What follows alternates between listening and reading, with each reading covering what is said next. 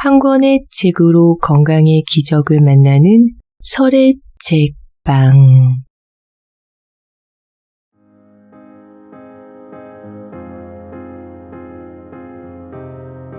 생일을 맞을 때마다 또 한 살을 먹었다고 한숨 쉬곤 한다.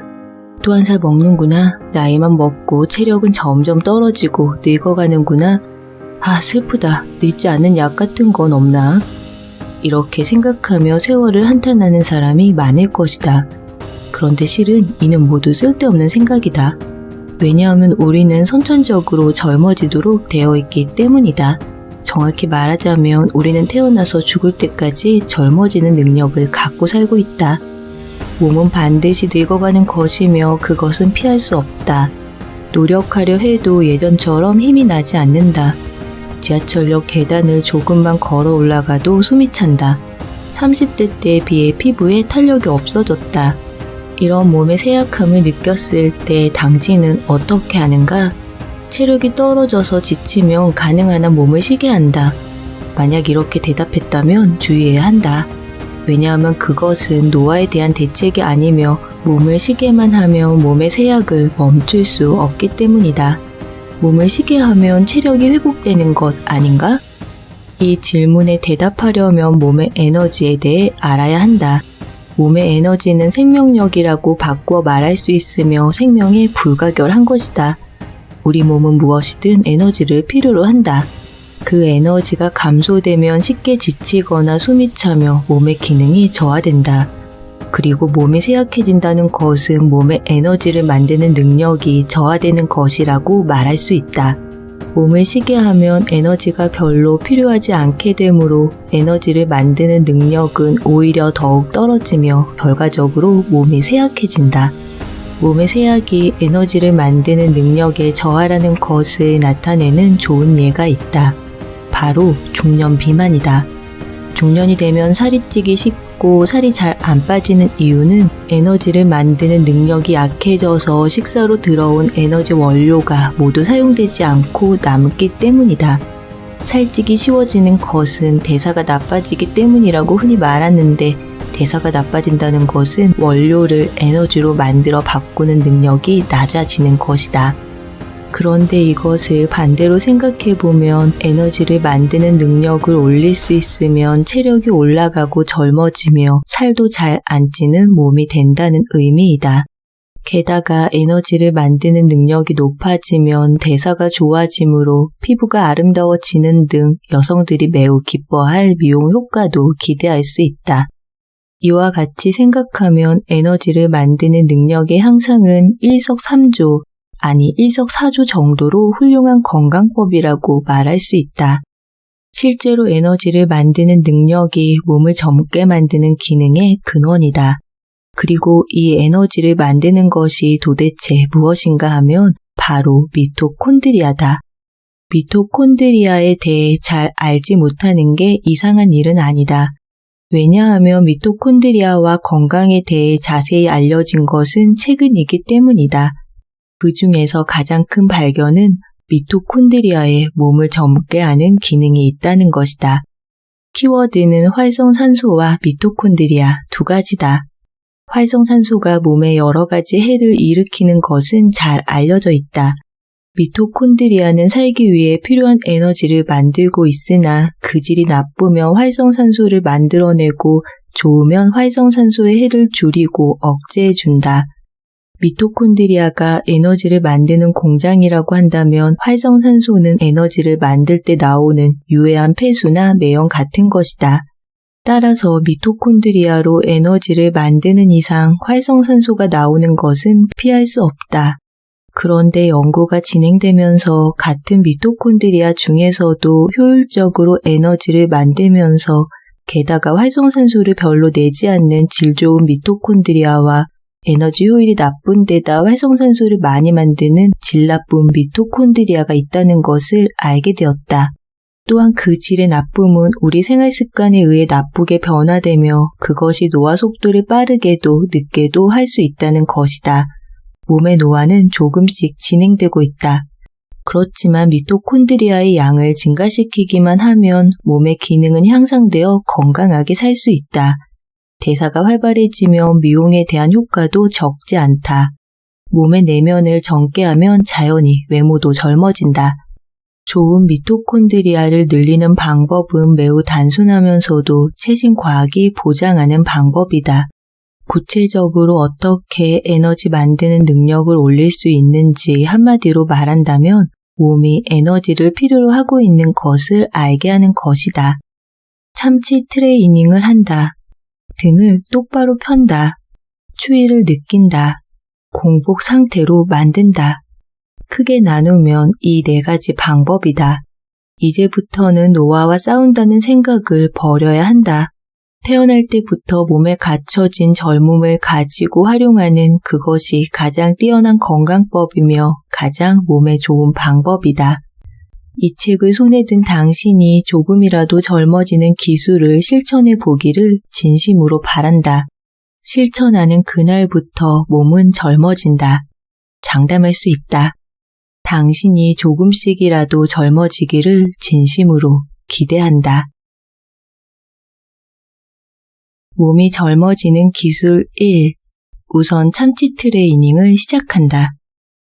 생선회나 초밥을 먹어본 사람은 잘 알겠지만 참치는 붉은살 생선이며 넙지는 흰살 생선이다.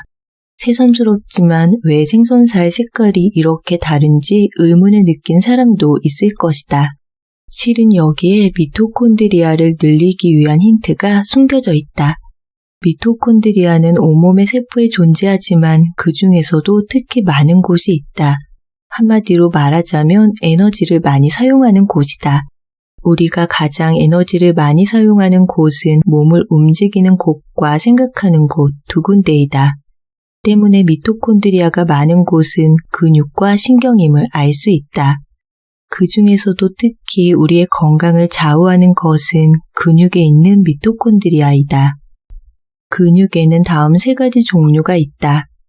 심장을 움직이는 근육, 내장을 움직이는 근육, 운동을 하거나 물건을 옮기는 골격근. 심장을 자신의 의사로 멈추거나 움직일 수 없으며 내장이 하나인 대장을 우리의 뜻대로 자유롭게 움직일 수 없다. 만약 대장을 자신의 뜻대로 자유롭게 움직일 수 있다면 변비로 고생하는 사람은 없을 것이다. 한편 골격근은 우리의 뜻대로 움직일 수 있다. 물건을 들어 올리거나 옮기는 것은 근육의 힘에 의한 것이다. 자세를 유지하기 위해서도 의식적으로 근육을 사용할 필요가 있다. 우리가 평상시에 근육이라고 떠올리는 근육을 생각해도 좋다. 이것으로 알 수 있는 것은 미토콘드리아가 많이 들어있는 근육 중에서 우리가 뜻대로 조정할 수 있는 것은 골격근뿐이라는 것이다. 그러니까 특별히 근육을 의식하지 않고 평상시대로 트레이닝을 하면 미토콘드리아를 늘릴 수 있다. 다만 한 가지 주의할 점은 순발력 근육을 단련하는 운동이 아니라 지구력 근력을 단련하는 운동을 해야 한다는 것이다. 골격근에는 붉은 근육 적근과 흰 근육 백근이 있다. 양쪽이 모두 섞인 핑크 근육도 있지만 붉은 근육은 지속력이 강한 근육, 흰 근육은 순발력이 강한 근육이다. 이 중에서 미토콘드리아는 백근이 아니라 적근에 많이 들어있다. 백근에도 들어있으나 유감스럽지만 아무리 단련해도 건강에 큰 효과를 발할 수 없다. 전적으로 적근을 단련하면 좋다. 여기서 처음에 했던 이야기를 생각해보자. 참치는 붉은살 생선이며 넙치는 흰살 생선이다. 참치는 지구력이 있는 적근이 발달되어 있고 넙치는 순발력이 있는 백근이 발달되어 있다는 의미이다. 참치는 회유 어임으로 항상 헤엄쳐 다녀야 하지만 넙치는 바다의 바닥에서 가만히 있다가 움직일 때는 순발력을 발휘하여 순식간에 헤엄친다.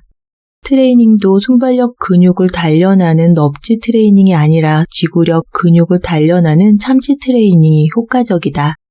참치 트레이닝의 특징은 무엇보다 간단하게 누구라도 어디에서라도 할 수 있다는 점이다. 최근 달리기 하는 사람을 많이 볼 수 있으며 이것은 대표적인 참치 트레이닝이라 할 수 있다. 자신의 체력에 맞추어 운동량을 조절할 수 있으므로 젊은 사람부터 고령자까지 누구라도 자신의 페이스대로 시작할 수 있는 것이 가장 큰 매력이다. 헬스클럽에 정기적으로 다니면서 자전거 운동이나 달리기 훈련을 천천히 시작해 보는 것도 좋다. 그런데 달리기를 하거나 자전거 운동을 할 때 숨이 찰 정도로 힘들게 할 필요는 없다. 우리 몸은 서두르지 않고 천천히 운동하면 접근이 발달하여 미토콘드리아가 증가되게끔 되어 있다. 장시간 운동을 계속할 수 있는 것은 그 사람이 가진 한계의 60% 정도를 사용했을 때 가능하다. 운동량의 60%라는 것이 어느 정도인지 잘 감이 오지 않을 것이다.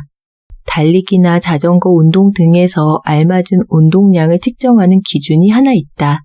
바로 심박수이다. 알맞은 운동량을 이해하기 어렵다면 최대 심박수의 60% 정도로 지치지 않을 만큼 자제하는 상태가 제일 좋다고 이해하면 된다. 헬스클럽에 가면 대부분 운동기구의 심박수를 측정하는 장치가 붙어 있다. 그것을 이용하면 보다 쉽게 확인할 수 있다. 개인차가 있으나 40세인 사람은 맥박 120을 기준으로 하면 좋다. 30세는 맥박 135, 50세는 125를 기준으로 지치지 않는 참치 트레이닝을 한다. 이렇게 하면 미토콘드리아 수가 늘어난다. 그렇지만 체력은 개인차가 크니까 약간 지쳤다고 느끼면 70%의 힘을 썼다 생각하고 조금 느슨하게 하면 된다. 마라톤이나 조깅 같은 지구력 트레이닝은 1에서 2주 만에 효과를 볼 수 있다. 운동하면 할수록 조깅 시간이 늘어나듯 신장률이 매우 크다고 할 수 있다. 미토콘드리아는 몸의 기능을 작동시키는 에너지를 만드는 매우 중요한 장소이다. 그런 만큼 미토콘드리아를 늘리는 데는 1년, 적어도 1개월 정도 걸리는 게 아닐까라고 생각하는 경우가 많은 듯하다. 그런데 미토콘드리아의 변화는 의외로 매우 짧은 시간에 일어난다. 어느 정도냐면 일주일 만에 미토콘드리아 수는 늘어난다. 60% 운동량으로 자전거 운동을 매일 2시간 정도 계속하면 불과 일주일 만에 1.3배, 1개월 후에는 2배까지 미토콘드리아 수가 늘어난다는 결과도 있다. 몸이 젊어지는 기술 2. 부자연스러운 자세를 습관화하면 젊어진다. 운동 중의 자세의 의식은 운동 중에 특히 참고해야 할 중요한 점이다. 가끔 허리가 굽은 사람이 내 새우등은 고쳐지지 않는다.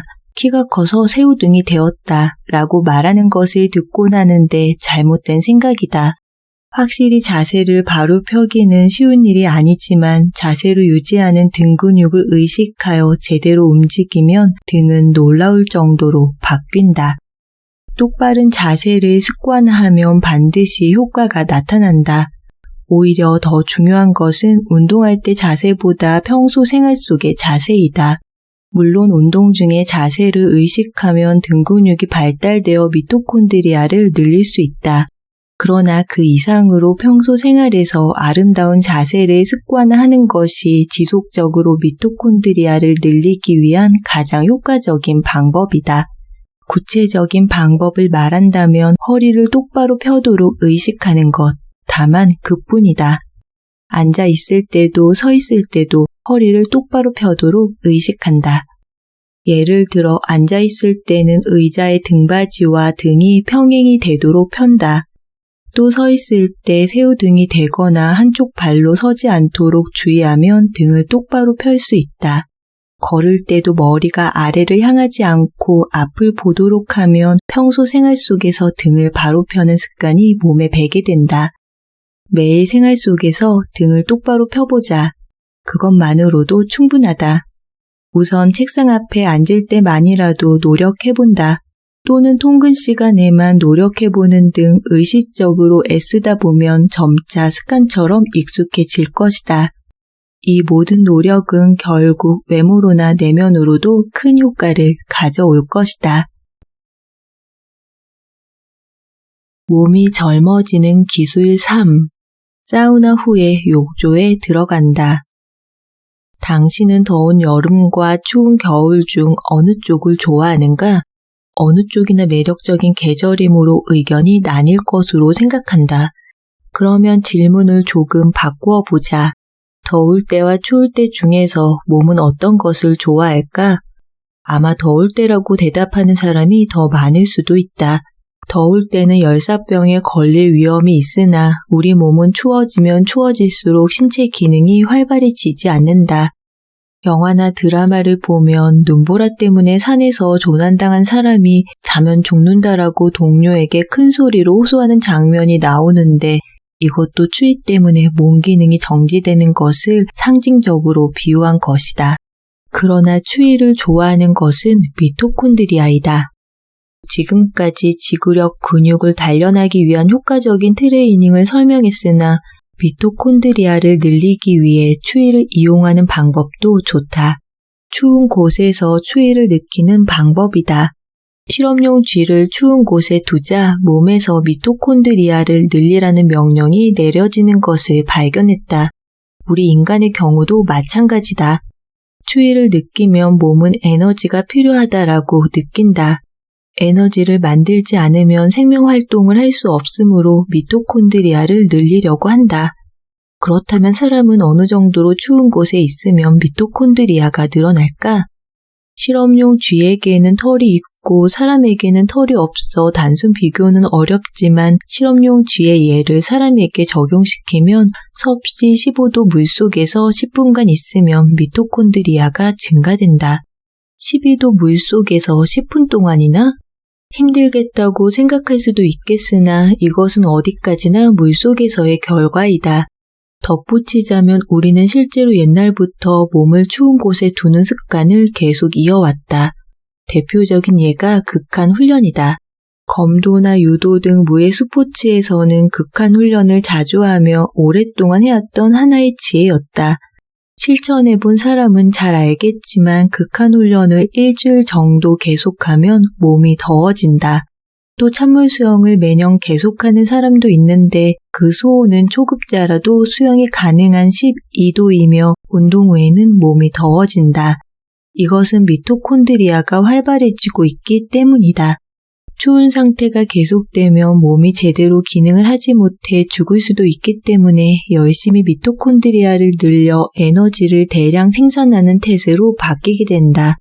따라서 추운 곳에서 운동을 하는 것은 미토콘드리아를 효과적으로 늘리는 방법 중 하나라고 말할 수 있다. 그렇지만 추운 곳에서 운동하기 어려운 사람도 많을 것이다. 그런 사람에게는 더 간편한 방법이 있다. 사우나 후에 욕조에 들어가는 것이다. 최근 목욕탕이 줄어들고 있으나 사우나가 있는 곳에는 반드시 욕조도 있다. 90도 정도에 찌는 듯이 뜨거운 방에서 땀을 빼고 그 후 욕조에 들어간다. 비록 사우나의 뜨거운 방에 들어가 있었다고 해도 욕조에 들어가면 몸이 차가워지므로 에너지를 만들지 않으면 안 된다라고 몸이 반응하여 미토콘드리아를 많이 만드는 태세로 바뀐다. 사우나 방에만 들어가고 욕조에 들어가지 않았을 때와 욕조에 들어가 몸을 차게 했을 때를 비교해보자. 욕조에 들어갔을 때 이상하게 몸이 더워질 것이다. 이것은 몸을 차게 해서 미토콘드리아가 증가되었다는 신호이다. 몸이 차가워진다는 감기의 원인이 되므로 충분히 주의해야겠지만 적극적으로 몸을 차게 한다는 미토콘드리아를 증가시켜 몸이 젊어지기 위한 비법이라고 말할 수 있다. 몸이 젊어지는 기술 4. 불로장수의 비법은 먹지 않는 것이다. 오늘날 불로장수라고까지는 할 수 없어도 최신 과학에 의한 식생활로 미토콘드리아 수를 늘려 노화를 억제하고 몸을 젊고 건강하게 유지하는 방법을 알 수 있게 되었다. 이제부터 설명하겠지만 구체적인 방법은 무엇을 먹는가가 아니라 먹지 않는 것이다. 식사와 건강에 대한 것은 과거부터 많은 사람들의 연구 대상이었다. 그리고 이미 70년 전에 동물의 식사와 수명에 대한 연구로 칼로리 섭취를 줄이는 것만으로 수명이 길어지는 것이 알려졌다. 게다가 아메바 같은 단세포 생물부터 쥐 같은 포유류까지 에너지의 근원인 칼로리를 제한하면 어떤 동물도 장수할 수 있다는 연구 결과가 있다. 아침 식사는 토스트 1장, 달걀 하나, 채소와 과일 약간. 점심 식사는 고기 50g과 채소. 저녁 식사는 작은 밥 한 공기, 생선 한 토막, 두부 반모, 채소와 과일 약간. 예를 들어 이런 식사 구성이다. 절대로 무리한 식사 구성은 아니지만 먹보인 필자에게는 매우 어려운 구성이다. 이런 식사를 쭉 계속해야 한다면 그다지 장수하고 싶지 않다는 생각마저 든다. 칼로리 제한으로 수명이 늘어난다는 말을 들었을 때 칼로리 섭취를 줄이면 에너지 대사가 저하되어 활성산소 발생량이 적어지기 때문이라고 생각했다. 그러나 부끄럽지만 내 생각은 너무나 단순한 발상이었다. 칼로리 제한에 의한 수면 연장은 에너지 대사 이외의 시스템이 관여하는 것으로 판명되었다. 그 사실은 빵 효모 연구에서 시작되었다. 특수한 생물이 아니라 빵을 부풀게 하는 빵 효모가 열쇠를 쥐고 있었다. 빵 효모는 하나의 세포로 된 단세포 생물이지만 미토콘드리아도 제대로 작동하며 수명도 있다. 빵 효모를 영양물 안에 두면 분열하여 언제까지나 계속 증식할 수 있으므로 수명이 없는 것으로 느껴지지만 그렇지 않다. 빵 효모가 증식하는 방법을 잘 지켜보면 부모와 자식으로 나누어지는 것을 알 수 있다. 어머니 효모에서 혹 같은 것이 나오고 그 혹이 커져 딸이 된다.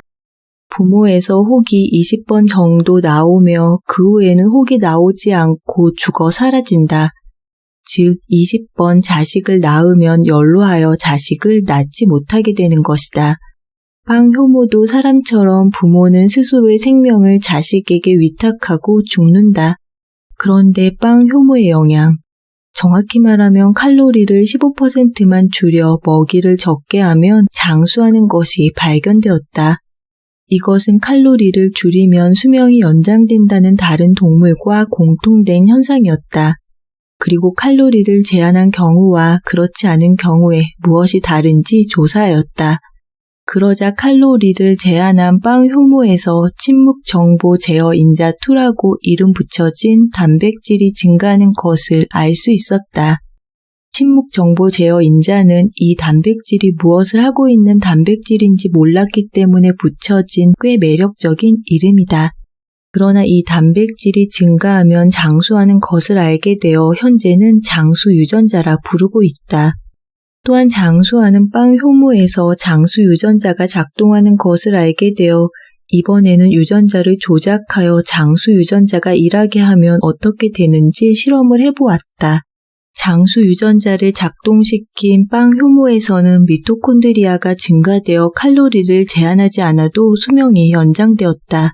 그 후 여러 생물에서 같은 연구가 이루어져 어떤 생물이라도 50에서 60%로 칼로리를 줄이면 장수 유전자가 작동하며 장수 유전자를 일하게 하면 칼로리를 제한하지 않아도 수명이 연장된다는 결과가 나왔다. 즉, 칼로리 제한을 하거나 하지 않아도 장수 유전자를 일하게 하면 모든 동물의 수명이 연장되었다. 그리고 그 장수 유전자의 가장 큰 작용은 미토콘드리아 수를 늘리는 것이었다.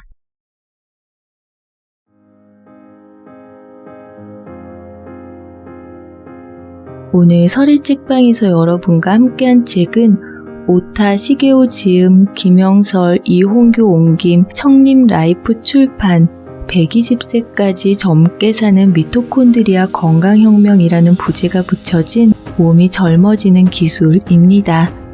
이 책은 현재 안타깝게도 절판되어 시중에서 만나볼 수 없는 상태인데요.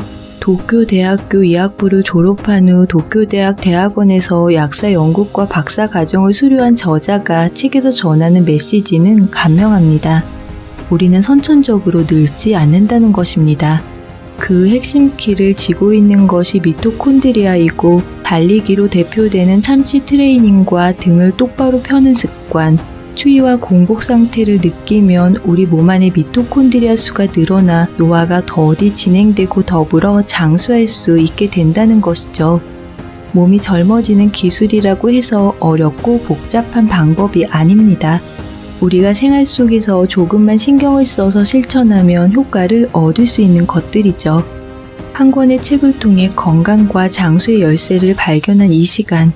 지금 바로 몸이 젊어지는 기술 4가지를 적용하여 더 건강하고 행복한 인생을 만들어 나가는 여러분들의 활기찬 오늘을 힘차게 응원합니다.